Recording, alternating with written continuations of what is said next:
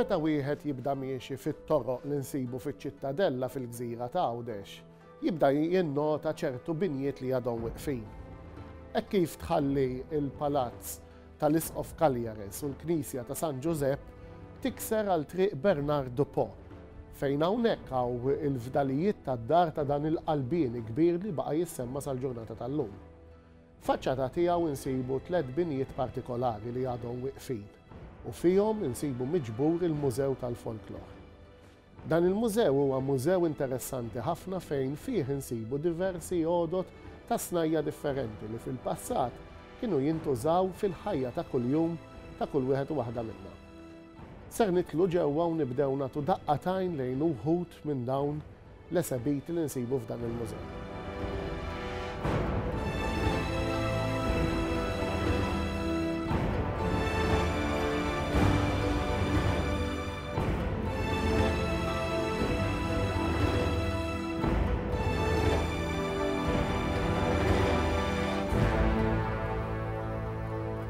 Meta wieħed jibda jdur il-kmamar f'dan il-mużew jibda jinnota numru ta' għodot li kienu jintużaw fil-ħajja ta' kuljum.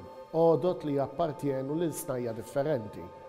Per eżempju, kamra minnhom insibu diversi imwieżen differenti li kienu jintużaw fil-bejħ u l-kejl ta' ħafna affarijiet. Il-bejħ tal-ħaxix kellu miżinna liħ, il-bejħ tal-ħut kellu miżinna liħ.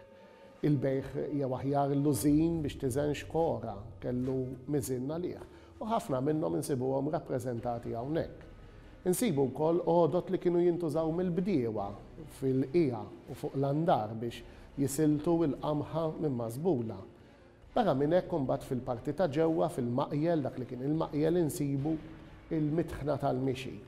Din il-mitħna li tinsab fiċ-ċentru ta' din il-kamra kienet titħaddem permezz ta' bima li kienet tintrabat hawnhekk u ddur u titħan il-qamħ.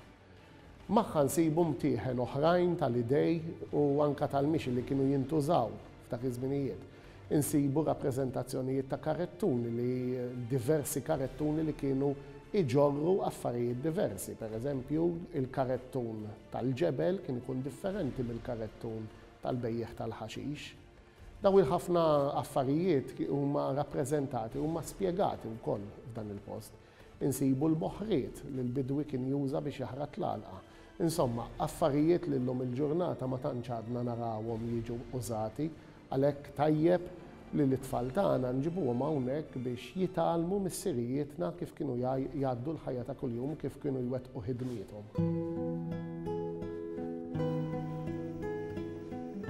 Meta fl-1551 il-kursar Dragut kien ered kompletament il-kastell ta' Għawdex, ftit li xejn nafu jekk kienx baqa' bini wieqaf jew le.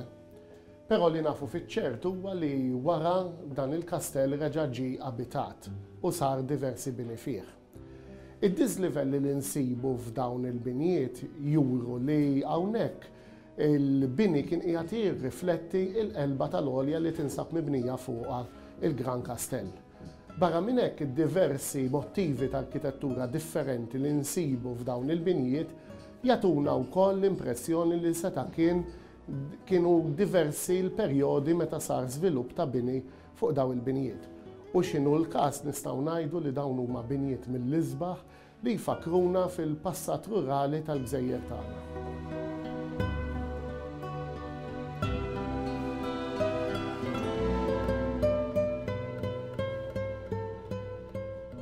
Meta wieħed jitla' fil-kmamar ta' fuq ta' dan il-mużew ikompli jsib iktar kmamar li jitkellmu fuq snajja differenti, bħal pereżempju is-sena tas-sajjied, in-nasis tal-ħut, iġbigi li kien juża s-sajjied u uġġetti oħrajn marbutin ma' din is-sena importanti fil-Gżejjer tagħna. Insibu wkoll is-sena tal-insiġ fejn hemmhekk naraw ħwejjeġ u anke il-metodu kif kien isir l-insiġ u l-għażla tat-tajjar u tas-suf. Barra minn hekk insibu vetrini wkoll li permezz ta' statwetti juruna snajja differenti kif kienu jidhru fil-ħajja ta' kuljum, ġifieri personaġġi li l-biss li kienu jilbsu u l-affarijiet li kienu jġorru magħhom. Barra minn hekk ukoll bniedem jista' jkompli jammira il-mottivi tal-arkitettura li nsibu f'dan il-bini. Pereżempju fuq tarazzin minnhom nistgħu naraw il-barumbara tal-ħamim fejn kienet tkun parti importanti minn binja antika fejn il-ħamim seta' jagħmel il-bejta tiegħu.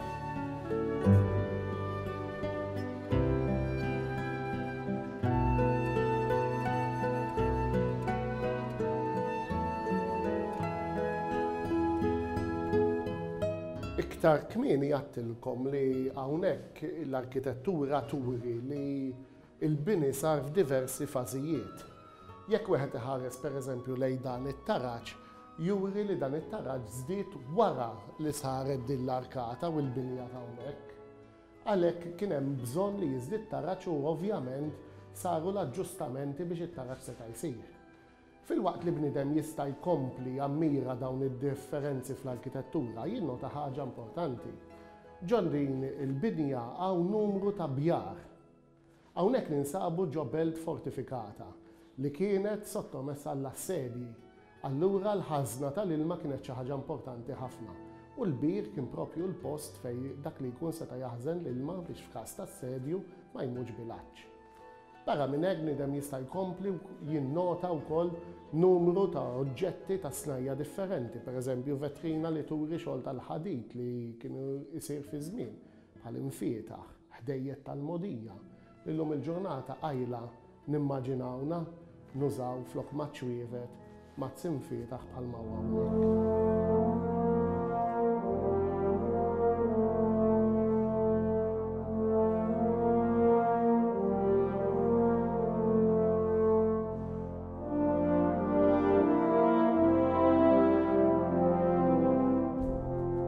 Ħaġa li żgur kienet preżenti fil-ħajja ta' kuljum tal-poplu Malti kienet ir-reliġjon.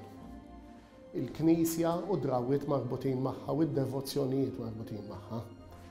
Hawnhekk insibu wkoll rappreżentazzjoni ta' kif il-poplu kien iħares l-artal li t-tfal kienu jilagħbu bih, speċjalment is-subien, u l-istatwetti li kienu jilagħbu bihom. Insibu wkoll imbagħad affarijiet marbutin mal-festa nfisha, bħal pereżempju dawn il-maskli li kienu jintużaw biex jagħmlu l-isparar tal-festa qabel f'pajjiżna diddieħla t-tradizzjoni qawwija tal-murtali u l-lob tan-nar li għandna llum. Insibu wkoll it-tazzi taż-żejt li kienu jintużaw biex jinxtalu l-faċċati tal-knejjes u l-istorja marbuta magħhom tas-sogru li kienu jieħdu dawk kollha li kienu jiddendlu mal-faċċati tal-knejjes biex jixalluhom għal nhar il-festa. Ma dawn imbagħad naraw affarijiet oħrajn bħal pereżempju l-fuklar li kien importanti fid-dar, li f'kabra partikolari għadna naraw wieħed fl-istat oriġinali tiegħu. Insomma, ħafna affarijiet li żgur illum il-ġurnata aqqas jaqalna f'moħħna li nużawhom.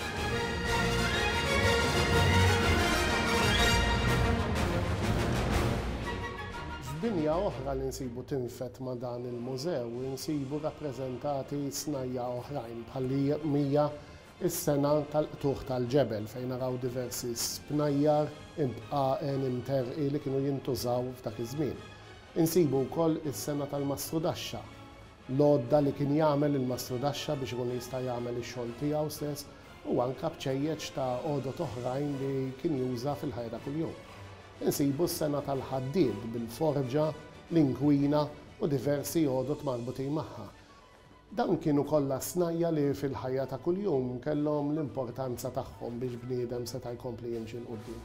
Il-Mużew tal-Folklor jiffoka prinċipalment fuq il-ħajja agrarja li kienet iddomina l-Gżejjer Maltin, speċjalment il-Gżira ta' Għawdex sa nofs is-seklu 20.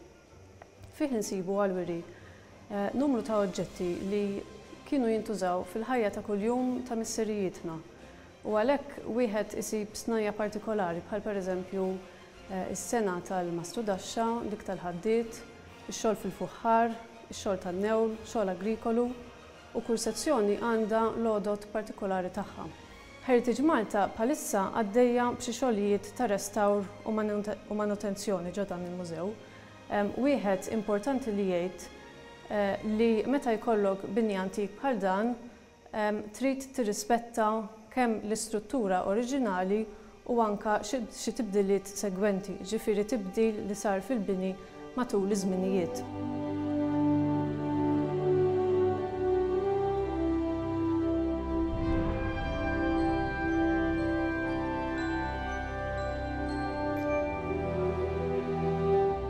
Żgur li waħda mill-iktar snajja li nsibu marbuta mal-Gżira ta' Għawdex hija l-produzzjoni tal-bizzilla.